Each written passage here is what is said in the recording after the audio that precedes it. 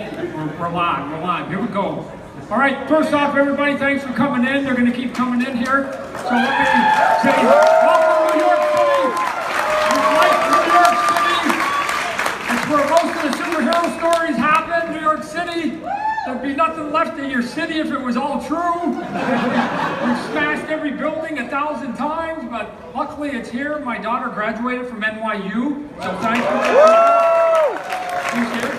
So my job is to come up here and verbal vomit at you for a while, and then what we'll do is we'll bring up, if you guys got some questions, and we'll answer whatever we can. When we see some familiar faces, a lovely lady right here I see every year. Good to see you people here. So let's just sort of talk about some crazy stuff that we end up doing.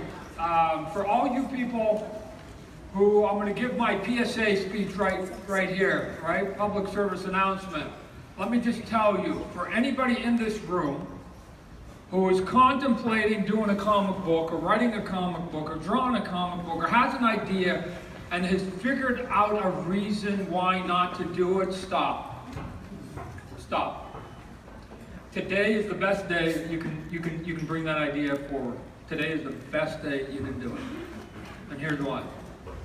Besides, I think that there are gems and they will always come, and the new ideas are always going to be new and new and new. There's a phenomenon that's going on right now, and I'd like to tip my hat to both Marvel and to DC for helping it. Marvel comic books, as you guys know, was bought a few years ago by Disney, and they paid $4 billion for that thing called Marvel comic books, and then a couple billion to get Iron Man, and then they tried to make a deal to get Spider-Man.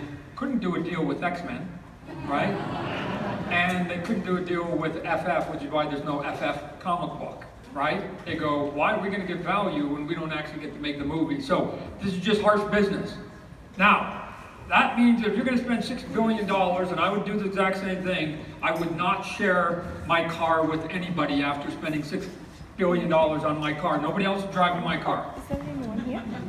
Over here, we have Warner Brothers. Warner Brothers long ago bought a company called DC Comic Books, and they have never, ever let anybody drive their car at any time. There's a reason why all the shows are on Warner or CW, because those are AOL or Time Warner or Turner when he owned them. They were all over there. So that's fine. That's good. Those guys are getting big content here and big content here. But now the question is, what about everybody else? So besides comic books, who else is left in the dark right now? For movies, let's just talk about movies. There are a couple of big companies, you may have heard of them. Paramount, Sony, Fox, Universal, Lionsgate, and there's about 4 or 5 mini majors. And all of them are locked out of Marvel, and they're locked out of DC, which means they have to look elsewhere. So the easy thing right now is that they go, Marvel, number 1 company, can't get it. Number 2 company, can't get it, that's DC. Number 3, Image, boom, right? So, we do about 70 books a month. Just so everybody knows, we own none of them. Just so everybody knows, we own none of the books that we publish. If you do a book for us, you own it. So, besides you get to reap the benefits of it, then here's the upside that's happening right now, is if any of those companies that are between Disney and Warner Brothers want to do a movie based on a comic book, they have to get it someplace else. So when they're looking at a list, and you do a blog, what's your name? Cynthia. She looks like she's got a lot of creative juices in her, right? She does a book for us. Cynthia does a book, and we call it Speaker Man, right? So I got a speaker here. So and look at it, the execution's way better by Cynthia than the actual title. So she's got Speaker Man. If Speaker Man comes out and it sells at the number 127th best comic book for that month, and 126 titles ahead of Cynthia's book has a Marvel or DC logo on it, you know what Cynthia is? Number 1 to some big corporations. And I haven't even begun to tell you what's happening in television. In television, it's even getting bigger because now you have cable TV that we don't even know is going to be around in 5 years. So they're all scrambling. Then you've got the networks, they're all here, and they're going, oh my gosh, look what's happening to Netflix and Amazon. Oh my gosh, we got to get some stuff. So they're all scrambling. And then you've got the Amazon and networks and Hulu's, and then you've got Apple's coming, Google's coming, and I'm missing another one. All the big guys are coming. And so the disruptors, they call them, are going to get even bigger, and they're all scrambling. Which basically means they're all scrambling right now, all at the same time. All of them at the same time, for a different reason. So they're all looking for content. And they're locked out of the two biggest minds that are on the planet. They're locked out, which basically means they have to come looking for you. So I am here to tell you, I'm here to encourage you. Do that comic book. Do that idea. Preferably you bring it to Image and we can publish it. But if not, I still encourage you to get that book out because they are looking. And the worst thing that happens, you get to get your idea out and you get to do a comic book, and it's cool, right? So, all right, we do it. So how do we get to that point? So let's go back real fast. So I just started teaching myself comic books at the age of 16, so it wasn't there from the very beginning. 16, I started at 16, bought my comic book at 16, started teaching myself at 16, and got there, and just through high school and college, just started sending it off, my samples, and trying to break in, because I thought I was going to be a ball player, went to college, played Pac-10 baseball, that's what I was going to do. My ideal job was to draw comic by day and baseball at night. That would have been it. Didn't work out, wasn't physically fit enough to play baseball, but I got the other part of it. I broke into the comic book. Hundreds of samples, hundreds of rejections, finally got the job, and then improved through the process. The thing that's always funny to me, if you ever break into comic books, I always thought was good. They're good at it. Hollywood's really good at it too, right? Hollywood's really good. How do you get something for nothing, right? How do you get something for nothing? So Cynthia's got her speaker man thing, and she wants to make a good deal, but they find out that she's like a big fan of, let's say, let me see, who do you like on TV? It could be old, it doesn't matter, I don't care. It doesn't have to be as hip as your daughter.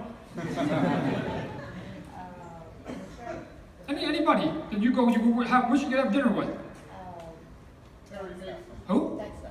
I like Dexter. The actor Dexter. Okay, so they say to her, they go, hey, I know that you want this much money and you want this much control over your product, but you know, we're thinking maybe that actor Dexter might want to be in this show, right? And now what happens is you start getting weak in the knees, right? And you're going, what? Really? And then before you know it, you signed the deal, Dexter's never in your show, right? But they got what they wanted. The way that used to work in comic book was they used to find out who your favorite character was. So if your favorite character was Iron Man, like whoever, what's your name? Avi, who's your favorite character? Marvel character?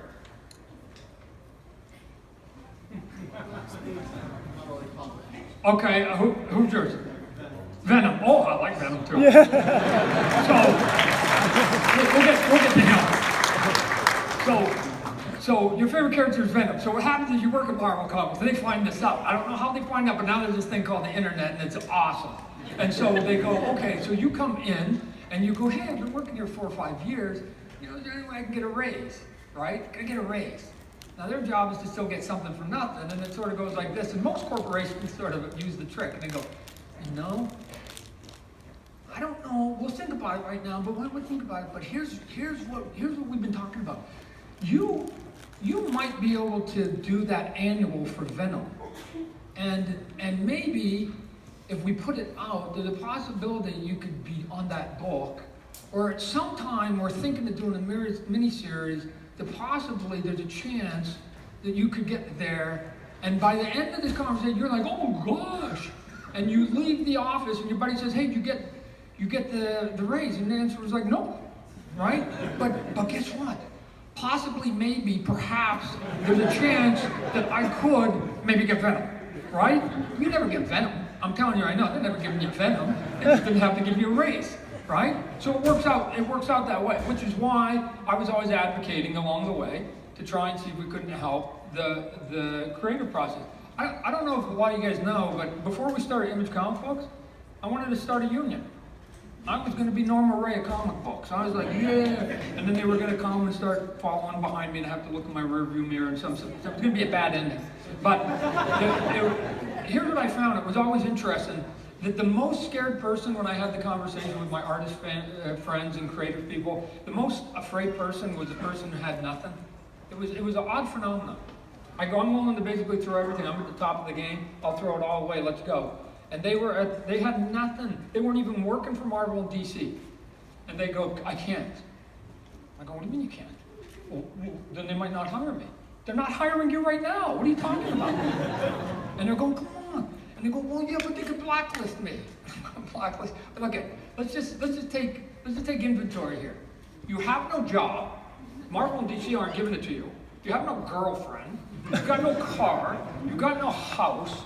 You've got nothing that's permanent. You've got no money in the bank. I will promise you today, if you come and join this union, I will guarantee you no job, no girlfriend, no car, and no house. So it's what we call a lateral move. You went sideways. Right? There's no downside to this. But what if they like your comic book and they do it or we get the power? Because again, to me, it wasn't about like business up at the top and art at the bottom and go, no, we got to revolt and the art's got to be at the top and the business at the bottom. I found that it was never this or this, it was this. It was even. Just create people even. And at my companies, we do comic books and toys and some Hollywood stuff, I have to at times introduce the artistic people to the business people because they're both necessary, right?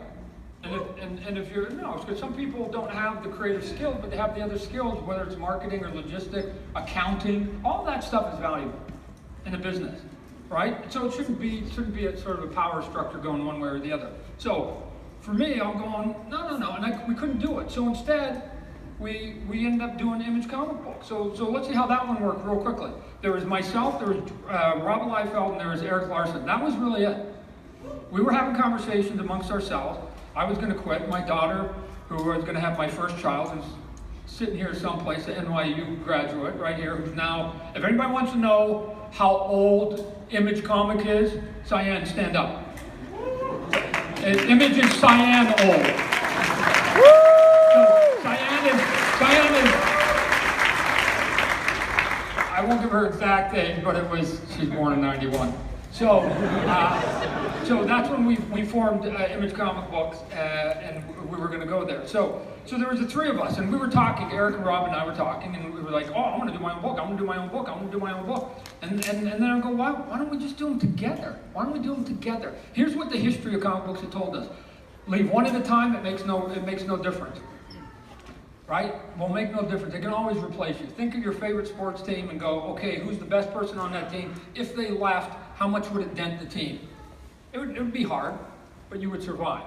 But what if you took all of them? What if you took Aaron Judd, and you took Didi Gregorius, and you took CeCe Sabathia, and you took Betances, and you took Chapman, and you took on Sanchez, and they all left on the same day? That would hurt the Yankees. Way more than if only one of those guys left at any given time. So there was three of us. So we said, yeah, let's do it. We're going to do it. We're going to go. We're going to go. So now Rob and I are going to fly to New York, and we're going to make our conversation with both DC and Marvel and tell them what we're going to do. Rob says, hey, I got a buddy. His name is Jim Valentino. You mind if he joins? Shoo! The more the merrier. We're good. We're at 4, right? We're at 4. We land in New York City. We have the meeting. It's already set up. By coincidence, I happened to be at some auction or something. Some sort of throwaway event was going on, and all of a sudden I'm standing next to Jim Lee. Right, Jim, DC Lee. So we go, Jim Lee standing there, and Jim and I were pals. Again, everybody in the industry. And he goes, hey Todd, what are you doing in New York? So I told him, and I'm a good salesman. I can sell you, right? So I'm expecting a couple new comic books. So from that early speech. And I give him the speech, doom, but we're going in tomorrow. You want to be part of it. And about 2 hours later, he phones me at the hotel, because there's no cell phones. And he goes, Todd, I'm in. And oh, by the way, I got a buddy named Los Patasio. You mind if he comes? Right? So it started at 3 on the flight. We hit at 4. 5, 6. And we got Jim Lee, and Jim Lee was the golden boy, right? We were the rebels, he was the golden boy. He was going to make the biggest impact. He was really the moment. He doesn't know how big of that moment was, because he was the content employee that ended up sort of moving on.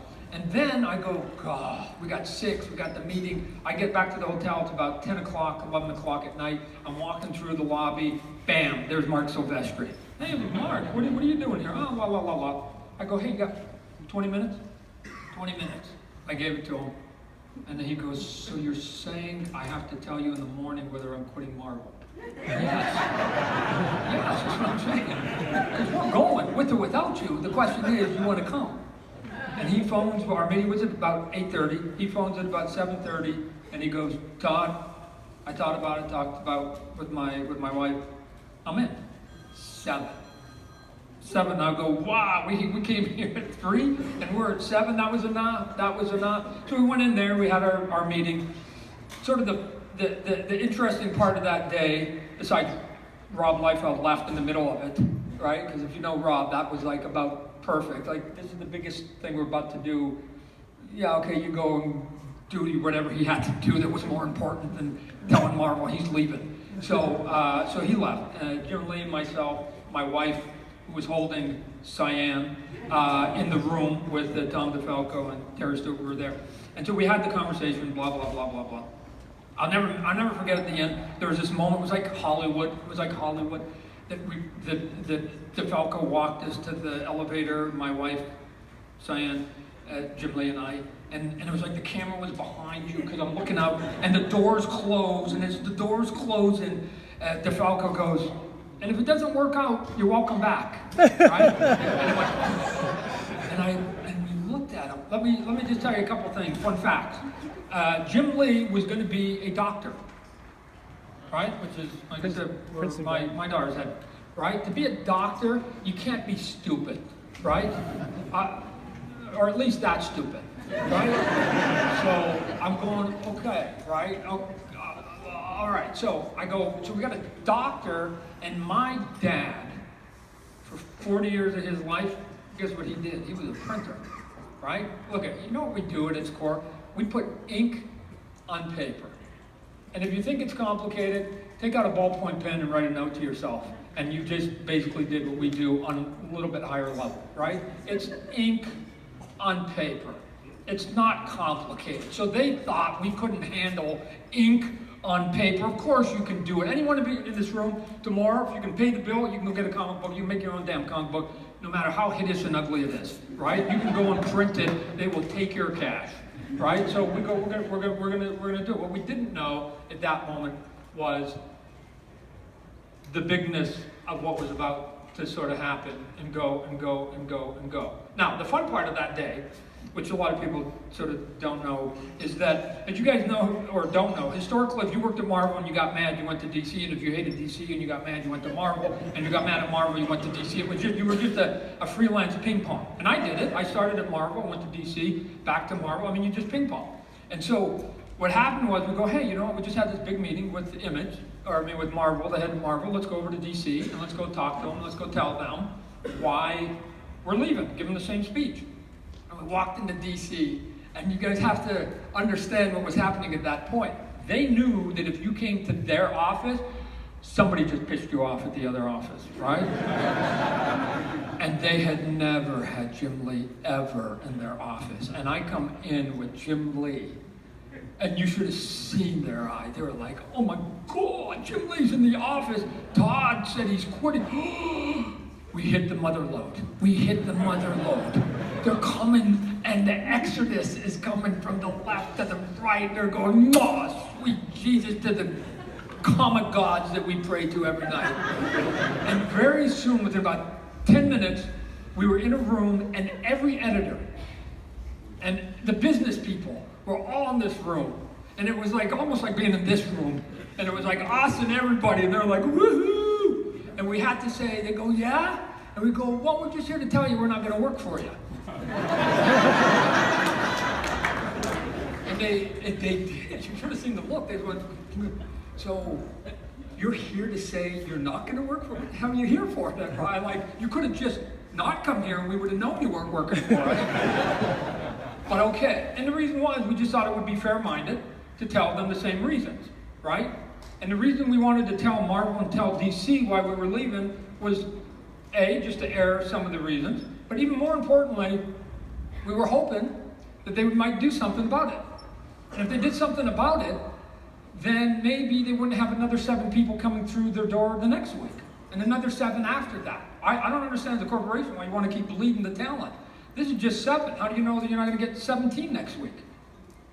You might want to, here's some of the grievances, you might want to do something about it, which they did. Eventually they did. So even some of the people go, I'm not going to Image, you guys are stupid, you guys are dumb, and whatever else. They actually prospered because of our move, because they changed the deal. But I never forget the moment at DC where they go, well, Todd, when we broke their hearts saying we're not going to work for them, why wouldn't you? Why wouldn't you work for us? If you're a man at Marvel, we'll give you a good deal. Why wouldn't you work for us? Why wouldn't you work for us?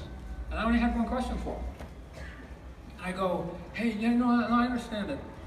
You know that you guys just sent out this 3-page dossier to all the creative community, and it was titled something like The Betterment of the Creative Community, something like that. It was some fancy title. The betterment, and they're like, yeah, see, we care about you more than Marvel. Why? Well, good, we got the dossier. I'm like, yeah, no, that's true, and I like it. I just have one question with the dossier. In putting this dossier together about bettering the community for the creative people, at any time during the process, did you ever talk to anybody in the creative community? And the pregnant pause was the answer. What are you talking? If you ever ask a question and you get a pregnant pause, you got your answer. Of course they did it. Of course they did it. So thank you very little for putting together a piece of paper to tell us what will be better for us without asking the us, right? Again, they didn't even know when they were insulting us. They didn't even know it. So that was it. So we ended up going off doing the sort of goofy stuff we ended up doing. Now we have the problem of that we went from being artists, woohoo, we know how to do that, to we're now businessmen, don't know how to do that one, right? And so we skinned our knees plenty of time for some of the older people here that know there was an inconsistency of some of the scheduling and whatever else that ended up going. And part of it, I got to tell you, was just the success of it, right? Hollywood was coming, toy people were coming, t-shirt people were coming. Why? Because we own the property. And if you do a comic book for us, they're going to come after you because you own the property. They're going to phone you, not phoning me. They may phone Image and go, hey, you got the number of the person doing it, and we have to pass it on, and we give it to you. So they were doing all that. So some of us got distracted, myself included at times, and we did whatever else. And I mean, think about it. So we did this to dozens of guys. We say, come join us. And so we had some of them come early. And these were good, talented people. And they were making like $25,000 a year doing comic books. Woo, that was good for them. And they did a comic book for us. And since they were the one that was getting the lion's share of it, they would do it and we'd hand them a check. The first issue, I remember on a couple of them, we'd have them a check for like $450,000, right? They were making $25,000 a year. And one issue, 1 month, $450,000. Now, they were young. We were young. Everybody was young. You put $450,000 into a young person's hand like drug, sex, and rock and roll. Woo! They make movies of this one, ladies and gentlemen. And so, here's the problem. Guess how many issues we got out of that guy? 1. We just gave him essentially 20 years of salary for 30 days. He was gone. Lamborghini bought, house bought, going to the vacation bought. Why the hell I gotta draw? What are you talking about? I'm not drawing. What are you talking about? I'm living good. I'm living large. We're doing good. And they did. There was a couple of them that lived great. And then the awakening moment for each one of these young, talented people that they forgot the one thing. That we all have the same relative in April. Uncle Sam comes and visits all of us roughly the same time. It's kind of like Santa Claus. He does it all on the same day. And so they then would visit these young kids, and guess what? They go, well, you owe 40% on your $500,000 would be $200,000. Now again, they're going, I was just making $25,000. You're saying my tax burden this year is 8 years worth of salary in 1 year, like, and oh, by the way, sir, I didn't save any of it. So they spent all their money, didn't give any taxes, got some of their cars and houses repossessed, and it all pulled back, and some of them now are basically, right? This is Lion King, circle of life. They're right back to where they were. And so the interest to me of Image is all the various stories. So if they say, Todd, why did you quit? My story is different than the other 6. I go, I'm not going to speak for them, get them. But you can then see either the success or not of the 5 or 6 of us, and we left. And we went in different directions. Jim Lee and Rob Liefeld no longer with us. We added Robert Kirkman from Walking Dead, right? Let's applaud Robert Kirkman. And here's why Robert Kirkman is so important. Because as time went by, you people will go, we can't do what you do, Todd, because it was such a long time ago and a different time. And I go, then forget about us. What about Robert Kirkman? Well, Kirkman's still about 10 years. Okay, what about Brian K. Vaughan? Wow. Okay, what about Mark Malloy? Just sold his studio for $30 million to Netflix, right? Again, I'm not saying you shouldn't sell your studio for $30 million. It was his prerogative. There's the victory for me. There is the victory for me as president of Image Comic Books. Every day the victory is not that anybody who does a book for us makes a TV show successful or not, a toys or hats or whatever. It's that at the end of the day, they made the decision. Good, bad, or indifferent. That, I don't factor in the success of it. I factor in they got to make the decision. That's it. That was all we wanted to do. We wanted to give them the same opportunity that we gave ourselves. So Robert Kirkman figured it out.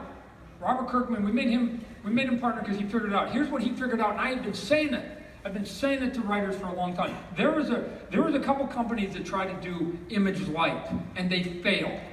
And they were writers, and they failed. And you know why they failed? Because they didn't do what we did. And here's what we did. We were over here at this place called Marvel doing all of our work, and we turned the spigot off. It went dry, and we walked over here and we turned it on here. And we said, if you want any of our artwork, you must come over here. Do I think for 1 second that anybody at any time, even some of you, bought Spawn #1 because you thought the character was cool? Of course not. You didn't even know who it was. You just went, I like Todd, I like his artwork, I like what he did on Spider-Man. Venom was kind of cool, he did some cool stuff, and now he's got this new book called Spam or Prawn or I don't even know something, but I'm gonna buy it. I'm gonna buy it, I'm good, I'm gonna buy it because it's Todd, just like when Michael Jordan went to the Washington Bullets or, excuse me, the Wizards. He went to the Wizards. I go, I hate the Wizards, but I like Michael Jordan. And so I'm going to start watching their games. Why? Because I like the Michael. And so I watched it. And so I knew it. At that point, though, once we knew we had you shifted over here, we had to start delivering product. Robert Kirkman is a writer, just so you guys know, average person who draws a book, 1 book a month, 1 book a month, 1 book a month. So if you stop doing the book here, you got to go over there, you turned it all off. Writers can do anywhere between 2 to 5 in a month, 2 to 5 books. And how do I know it? Just look at some of the books and the names. You're going to see multiple books by the same person. So I go, here's why you will fail, and they failed. I go, you are popular writer A, and you do 5 books. You do Thor, you do the Avengers, you go over to DC, you do Batman, and you do The Flash, and then you do your 5th book over here called Rutabaga Man, right? And you got Rutabaga Man. Okay, that's cool. Now, I know you have a lot of fans, but a lot of fans don't basically have the money to buy everything you do. Just like everything I do, I don't expect you guys to all buy it, right? I'm in the buffet business. I just do a lot of stuff, put on your plate what you want. So they have 5 books, and you can only afford 2. Maybe you can afford 3. Well, let's do the pecking order. Are you going to buy big brand A, big brand B, big brand C, big brand D, or this unknown thing I don't even know what the hell it is, right? It became low priority. But if you had shut this spigot off and this spigot and done 5 books over here, they would have had to buy because they like your stuff. And they never, ever figured that component out. And then Robert Kirkman comes along, he jumps into Image, and without me telling him, without anybody prodding, he just did it on his own. He did it on his own for about a year and a half, 2 years, 2.5 years, I don't know how long it was. And then all of a sudden I went, wow, he's playing the game the way it should be played. Obviously Walking Dead was climbing up the charts, and I go, that's the guy. If we're gonna have a new partner, that's the guy. He's doing it the way it should be done, and he's an advocate for the rights of other creative people. He wanted to create more Robert Kirkmans, not just hog it to himself. He wanted to create more Robert Kirkman. So he did it. And he came along, and now, like I said, I can keep giving you. So if you don't think it's Todd and Jim Lee and Robin, you don't think it's Robert, you don't think it's Brian, and you don't think it's Mark Millar, like I'm telling you, there's going to be somebody in a year, and they're going to be the example. So my question to any of you, why not you? Why not? And if you don't do it, you're just making my job easier, you're making my odds better. Why, right? Why after 25 years does anybody give a shit about me, right? And it's a curious question to me. The next generation should always be bigger and better and bigger. And every time I see them doing another issue 300 Spawn tribute or Venom tribute or Spider 1 tribute, I just go, God bless you for putting my name on your books again, because you always put after Todd. I go, you want to keep the old guys sort of relevant? Fine, knock yourself out, right? But here's also a new phenomenon too. It's getting harder and harder to actually hire people to do comic books. And here's why. Because now artists can come to shows just like this, and they can sit and go in the artist alley, and you're going to give them now, they start charging money for sketches, right? You get $50 for a head, and $75, and it's like, and I can't compete. I go, hey, I'm going to give you $3,000 a month to do 20 pages of comic books, and they go, what, Todd, I can get $4,000 by going to 3 shows and having a website. And it's true. How do you compete with it, right? Long term, I don't think it's super wise, and here's why. Because if you never do any body of work, they're never going to know who you are, so you're only going to be able to raise your prices by basically the cost of inflation. So that's it. Where I can go do a sketch and they'll give me 10 times. Why? Because it's based on what I did, the body of work. So I would put in a little bit of hard work, and then take the easy street. What are you talking about? I mean, as long as I have one eye, and this hand moves, and the brain's okay, I can theoretically make money to my last breath doing some bad Venom head. Right? So I'll be good. My retirement's covered. It's right. I don't know what the writers do. I don't know what they type sentences, but I go, we're gonna be okay. I think that they should be doing a body of work. So let's figure out how you get a body of work. I was at my hotel last night, my daughter Talia, and while she's sleeping, I was finishing up the script. We're rewriting some of the script for issue 279 of Spawn. So let's do the math. 1 book a month, 12 a year, 120 in 10 years, 240 in 20 years. How do you get to 279, 280? A long time, a long time. And so, could I have been sleeping? Yes. Could I afford to have slept? Of course I could. I got money, I didn't need the money. But I have a book that's supposed to come out every 30 days, so I've got to put the book out. And so that's my job, and I've just been wired for it, and we just do it. If you talk to Robert Kirkman, he writes a lot of scripts while he's on an airplane. While people are sleeping, he's writing scripts too. We have to do the work. It would be easy for us to go, dude, we got lots of cash. We don't have to do it. We'll leave it to the young kids. But it's actually happening in reverse. The young kids are going and doing the conventions, and we're doing the work, and we're getting the books out. And then all of a sudden, when opportunities come and they're knocking on the door saying, hey, you want to do a movie or TV show or something? They're coming on our doors because we're doing the body of work, right? I'm going to tell you right now, you do sketches of somebody else's character for the rest of your life, may make a decent living, right? Nobody's ever going to knock on your door and ask you to buy the rights of any of that because you don't have any of those rights. So you're going to go get it. So what does that mean? You get Kirkman does Walking Dead, right? I just had a meeting yesterday with the top person at AMC, green light stuff. We'll see what their answer is with Kevin Smith and I. And Kevin Smith's in the room across the hall here. I'm like, what? Why are they splitting this up, Kevin? We should be together at some point. So we will. By next year we will, because we'll be able to talk about Sam and Twitch. But again, Sam and Twitch, we're trying to just push that across the finish line. Now, here's the thing, people are asking me, they go, well, Sam and Twitch going to be, because Twitch is going to be in my movie. Is to say Twitch in the movie and Twitch in the TV show the exact same? Of course not. Kevin's writing this one, I'm writing this one, of course not. Right? You can go Batman, let's look at Batman. You can either go to consume Batman the movie, you can consume Batman the TV show. Adam West was really cool to me. You can get Batman the animation, you can get Batman the video game, you can get Batman the comic books. They're all slightly different. Pick the one you like. Right? What's cool is this thing called Batman. So, I don't care. Just like pick the cool version of the Spawn world you like and consume it. Again, the buffet thing. If you don't like something, just walk away from it. Right? I never understood the concept too of people spending a lot of time on the internet telling you how crappy you are. Right? So it's like convention. People always come up and go, Todd, how's your con going? Fucking great. What are you talking about? You sit, people stand in line and say nothing but good, nice things because they're the people who hate you don't get in line. They just keep walking. So the question isn't, are you having a good convention? The question is, what are you doing that you're not? Because, of course, it's a false positive. A convention's a false positive. They all love you. And your enemies go, oh, I'm getting on the internet tonight and trolling you. So you go, okay, fine. Well, I can handle that, no big deal.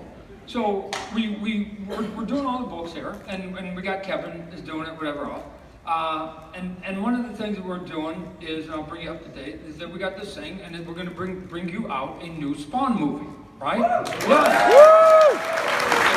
So I have talked about it to the point that you guys are probably exhausted.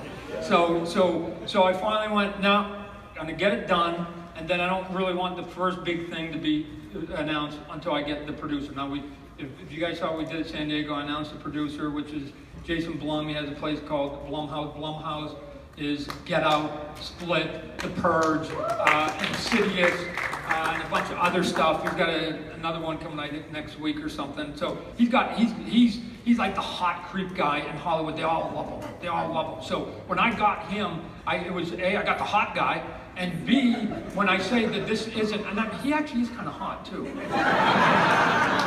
Although I have to ask him, he did this message for me.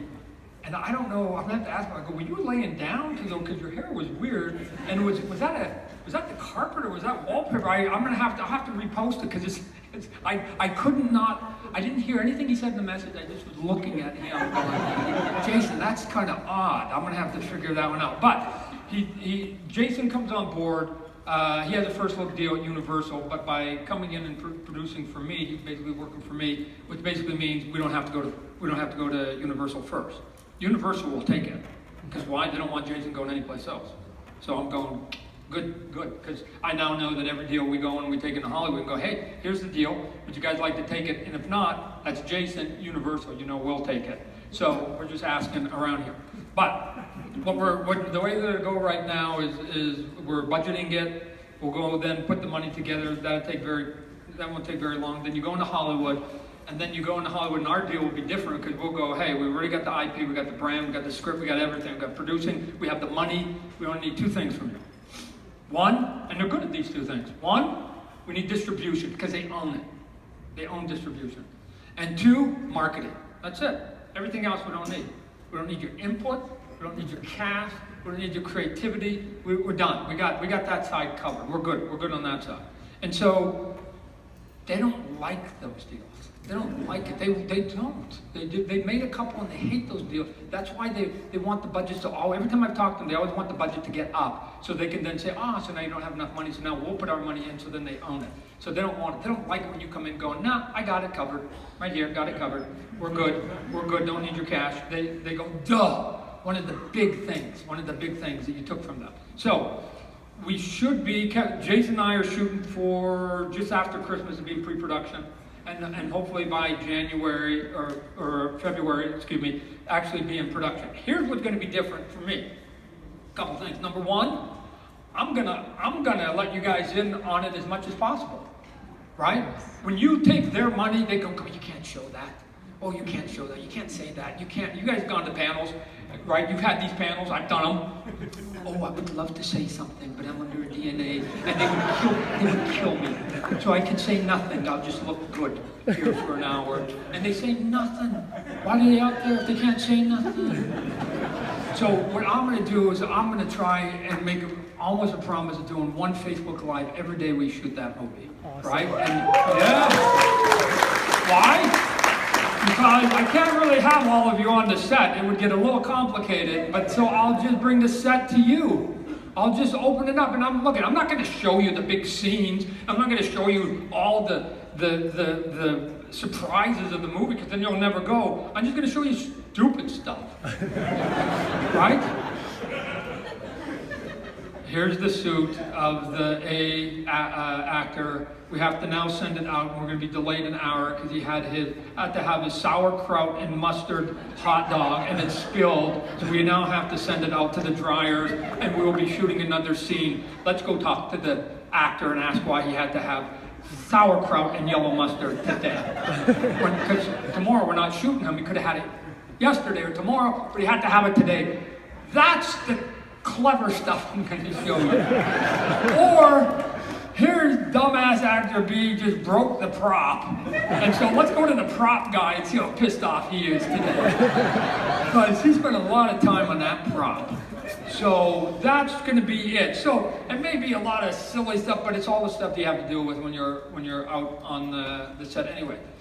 Here's what's going to be, and you've heard it, and I'll just repeat it again real quickly. It is going to be dark. It is going to be R. People say, "Oh, R, like Deadpool." No, that was an action movie, in my opinion, an action movie, superhero movie with a couple F-bombs and a couple bare asses. That's how it got the R. And then you go Logan. No, not Logan. I'm not talking Logan, although it was a move closer, right? I'm talking about drama movies. If you guys, I was always enamored by drama when I was a kid. I was the kid, this is how odd I am, is like when I was young it was like, hey, Star Wars at Gorky's Park. I went to Gorky's Park. I was like, because Gorky Park could happen. I just wanted to go to I like drama because I go, could happen, it could happen, it could happen, it could happen.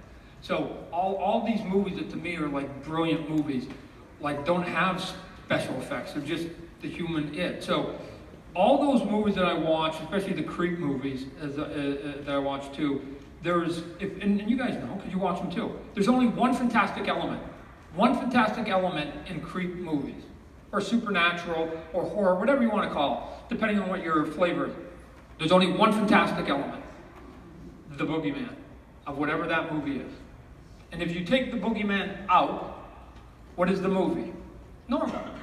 It's just a normal movie with normal people in a normal world and everything's real. And you only have to suspend one thing to buy into the movie.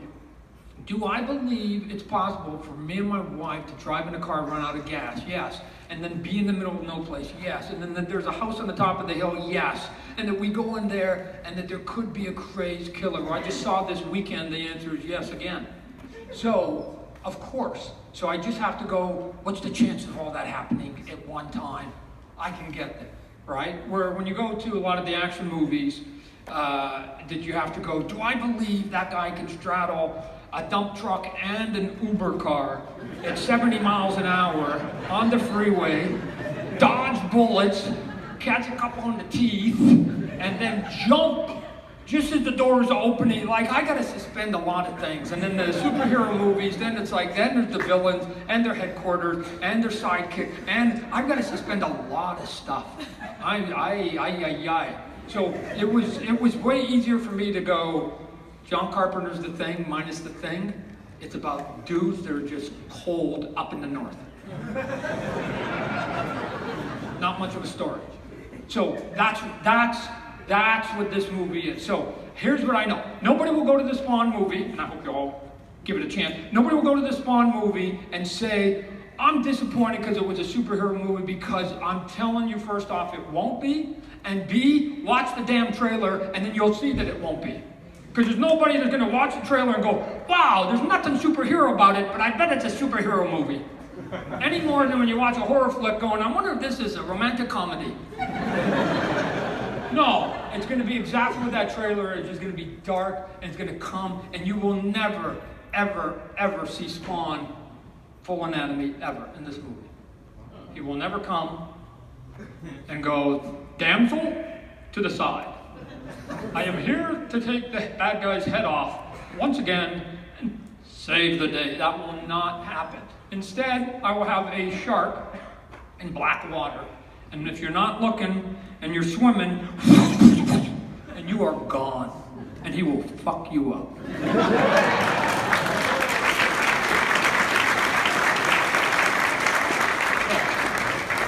I got way more email for what we did on HBO than what we ever did on the PG-13 movie. Why? Because the audience is getting older with me. I am accepting the fact that as I'm getting older, my audience is too, and my audience can go to PG or go to R-rated movies. The majority of the people that follow what I do are adults. I'm gonna give them adult stuff, and we're gonna go. I just got another script in for another property we sold. Hopefully, we sold that to Showtime. Hopefully, they're gonna make a decision on that. They're the opposite. They don't like to make any announcements until it's officially greenlit. So maybe in 5 or 6 months, I'll be able to talk to you about that. Toys, we've got Stranger Things. We just signed a Stranger Things contract. Right, it's cool. You guys buy because there's lots of cool characters we like to do. I've seen some of the sculpts. It'd be awesome. The Destiny product's doing good. Here's Five Nights at Freddy is the biggest thing. I don't know if you guys even know it. This interesting thing in the world that's going on right now. Five Nights at Freddy is the single biggest toy thing I've done in 25 years. Bar none. And I've done a lot of big properties. You guys know. I've done a lot. And then there's this app game. I call it my Kim Kardashian thing. Right? It's just famous for being famous. And I'm just like, whoa. And you say to people, unlike Angry Birds and unlike Minecraft, that sort of bubble to the surface, that were app games that bubble to the surface, this one, unless you have a kid that's between the ages of 8 and 11, you probably haven't even heard of the brand. But it is big. And I think the world is shifting. I keep saying to people, as a businessman, I think the world is shifting. If your child comes downstairs and says to you, "Hey mom, dad, I like this, I like that," it's a year old. It's a year old. No sane kid is going to tell mom and dad right out of the chute what they like or dislike. They're going to be up in their room, door closed, on their phone, binge watching, doing a lot of stuff, and then going, okay, I like it, check. Do my friends like it? That's going to take a little bit of a while. Does the world like it and the internet like it? I'm going to play it some more with the rest of the world. And then eventually, years gone by, I'm going to tell mom and dad. We're the last ones, which basically means the marketers of the world are blind right now to what's going to be the next big thing, which is why I'm encouraging you again to do your comic book, because everything can be big. Everything can be big in the world that we have here. We got 5 minutes? Oh, so if anybody's got any questions, everybody want to line up here real quick, we'll get to that. Sorry about that. There was a verbal vomit. Sorry about that. And I could still go on with stupid stuff. I could tell you lots of stupid stories. But, okay, we'll try to go rapid fire real quick. Yes, sir. Todd, big fan. What do you say to naysayers? Naysayers? Who look at you and say, Todd McFarlane, he's not a director. How can he direct the movie? You're... Hey, no, it's a good question. How can Todd McFarlane be a director when he's not a director? The same reason of all the other stuff, right? Every single one of you have a job. Whatever job it is, there was one day where you weren't doing that job, right? So here's my retort to it. I didn't used to draw comic books. I drew comic books, and I won awards, right? Then I didn't know how to make toys, and I went and did toys, and I won an award, right? I don't know how to read music, ladies and gentlemen. I don't know how to read music, and I have a Grammy Award. Because I directed some people who know how to read music, right? Okay, right? I didn't know how to do animation. My deal with HBO was, I don't know how to do animation, but if you want my property, I'm in charge. And we won 2 Emmys for it, right? So at some point, you have to go, there's a bit of a track record that it's not going to be shit. And so that's it. And oh, by the way, I'm spending my own money. So who cares if it doesn't work out? It's not their money. So I can spend my money the same way you can spend the money that you want, right? So you can be a Yankees fan all you want, right? I don't get to tell you what to do with it. So that's it. So at $10 million, look at a $10 million budget movie, they're gonna go get a 22-year-old punk to direct it. I just want to be the old punk director to do it. So they're gonna get a newbie anyways. Right. So why not be me? Right. So that's my retort to it. So congratulations for 25 years of Spawn. Oh, okay. Yes. James? Yes. Do it. We only got a couple minutes here. My absolute favorite comic book character of all time is the Violator. Violator! I think he's so sinister, so vicious. What was your original ideas for the character, and what was your actual comfort zone in starting to draw him? Okay, so we got to go quick, but here's what I will give you. I can't go into full depth, but I'll tell you how I got to the name. Because again, how do you get to the name, right? This is easy. You just open your eyes, right? And you go, okay. So I was driving with my wife. She wanted to get a bottle of wine. I'm Canadian, up in Canada. You have to go to the liquor store because you can't buy it at that time at the stores because like you got to go to the government stores to get your booze, which is weird. They're going to go, hey, you want to get drunk? Come to us. So you go, okay. So I dropped her off and I was sitting there and right in front of me there's a sign and it said no parking, no trespassing, violators will be towed. And I went, wow, that's a cool name. I go, tow? No, that's not going to work. Trespass, I go, but the violator part, that was it. And so I'll give you another one. I just came out with a character, if any of you guys have been buying Spawn, I just came out with a character recently, right? And it came from Eric Larson. Eric Larson was doing the book with me, and I was making changes on Eric, and I love Eric like a brother. He's dear to me. But every time I even draw one line, he has a conniption fit. So when I was drawing lots of lines, so he had lots of conniptions. So I just go, okay, and I was rewriting some of this stuff, and he was just like, God, he would write me these lengthy letters about, how could you? I could write I saved them all because I might do a book. But at the end of one of his last ones, he said, and I must quit because this is soul crushing. And I went, soul crusher? That's cool. And if you've read the last couple of issues, the bad guy is the soul crusher. Right? So thank you, Eric. I love you for the idea. Yeah, a couple more questions and then we're done. Yes. Right after you left DC and Marvel, and in the first couple of years, do you ever have an oh shit moment where you're like, this was a big mistake and I gotta turn back? No.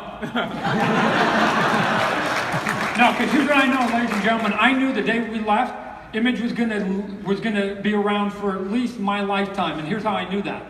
Because even if everybody quit and nobody else did it, there was gonna be one book to the day I died called Spawn with the Image logo. I knew there was that was gonna be a truism. So whether anybody else was gonna help come, no, I was just militant. I still am today. Right, just so you guys know, out of the 7 guys who left that day, there's only one of the 7 of us who hasn't drawn a single page, a single panel for either Marvel or DC in the 25 years. That's me, right? All my other partners did something, they went back, they did, I thought was a conflict of interest. I couldn't, as the president of Image Comic Books, I cannot in good conscience draw a cover for Marvel. Do they ask? Yes, they ask once a week. Can you do a Spider-Man cover? It'd be cool, but not as the president of a direct rival. It is illegal. No, even if I was going to do it anyway. It's just illegal. If you're the CEO for Ford, you don't get the moonlight for GM. It's just how it works. So they didn't understand it, I did. I'm militant about certain stuff, and I just go, no. So last question, I think here. Last question, yes. My name is Wilson. Yeah. First off, I want to say congratulations on partnering with Blumhouse. Oh, thank you. Yeah, bringing I'll Spawn pass back on to into the Jason. big screen. Seeing that Spawn is coming back into the big screen, and we're gonna have TV shows like with Sam and Twitch. Yeah. Have you considered, or perhaps this would trigger an idea on doing something like partnering with like Netflix or any other streaming services to do I'm having some big conversation with some big people about some big ideas. And I'm telling you, it's the ideas I'm giving them, they can't, and I'm not talking creative, I'm talking in the way that creative and business works together. They're not built for it. So I've been talking to people outside that aren't the business people, that are creative people. Like the reason why I'm asking this is pretty much, do you have any idea, like any plans to bring spawn the Dark Ages into like streaming services or? Yeah, I've got a couple characters that come along, and a bunch of those characters that were in the sort of Spawn universe that you know as medieval Spawn or Mandarin Spawn or whatever else.